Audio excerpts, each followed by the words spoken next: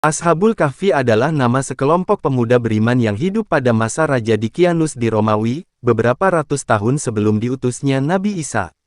Mereka hidup di tengah masyarakat penyembah berhala dengan seorang raja yang zalim.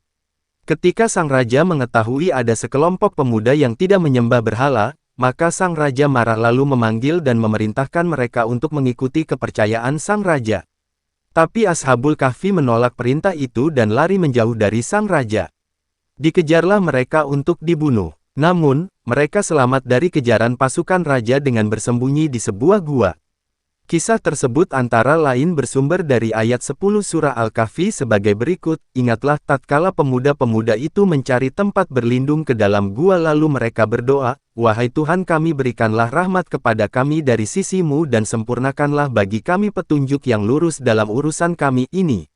Ashabul Kahfi mencari tempat berlindung di sebuah gua demi menyelamatkan diri dari ancaman pembunuhan oleh pasukan Raja Dikianus karena menolak untuk berhenti menyembah Allah. Mereka berdoa agar Allah senantiasa memberinya petunjuk yang lurus dalam setiap urusan yang mereka hadapi.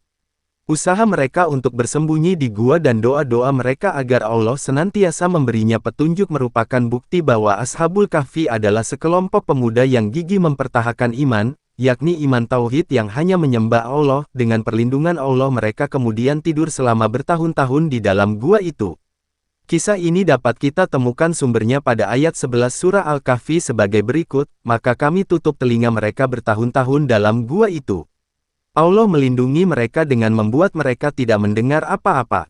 Dengan cara ini mereka tidur nyenyak hingga ratusan tahun."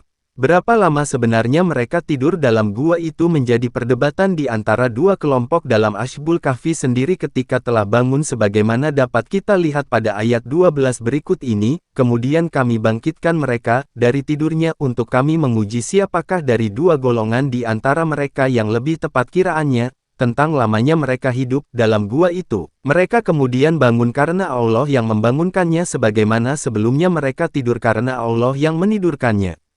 Dengan kata lain mereka tidur selama berabad-abad itu karena memang Allah menghendaki demikian dalam rangka menyelamatkan jiwa dan iman mereka. Ibnu Katsir dalam tafsir Al-Quran Al-Azim, menyebut angka 309 tahun untuk menunjukkan lamanya mereka tidur dalam gua.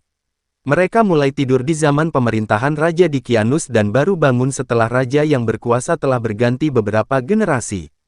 Masyarakat beserta sang raja pada saat itu sudah beriman kepada Allah, sebagaimana telah disinggung sebelumnya bahwa kisah Ashabul Kahfi di dalam Al-Quran bukanlah kisah yang kebetulan, tetapi Allah memang sengaja menceritakan kisah itu karena banyak pelajaran berharga di dalamnya yang dapat menjadi petunjuk bagi kita semua. Kesengajaan itu dapat kita lihat pada ayat 13 surah Al-Kahfi berikut ini. "Kami ceritakan kisah mereka kepadamu, Muhammad, dengan sebenarnya.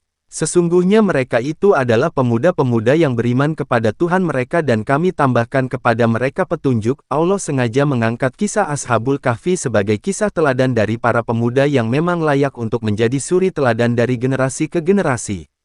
Apalagi di zaman sekarang di mana tingkat godaan lebih besar daripada zaman dahulu. Yang lebih ditekankan dalam kisah Ashabul Kahfi ini adalah perlunya mempertahankan iman dalam kondisi apapun. Iman memiliki peran sangat penting karena dari situlah akan lahir amal-amal saleh dalam kehidupan di dunia ini yang buahnya akan dinikmati terutama di akhirat nanti. Rasulullah telah bersabda dalam sebuah hadits yang diriwayatkan dari Abu Hurairah bahwa kelak pada hari kiamat Allah akan memberikan perlindungan kepada 7 golongan orang. Salah satunya adalah golongan pemuda yang menyibukkan dirinya dengan beribadah kepada Allah sebagaimana disebutkan dalam penggalan hadits berikut, pemuda yang tumbuh dan berkembang dengan beribadah kepada Allah. Hadits Nabi yang menyatakan bahwa ada 7 golongan orang yang akan mendapat perlindungan dari Allah, yang salah satunya adalah para pemuda yang tumbuh dan berkembang dengan suka beribadah kepada Allah, maka Ashabul Kahfi yang terdiri dari 7 orang pemuda itu menjadi salah satu contohnya.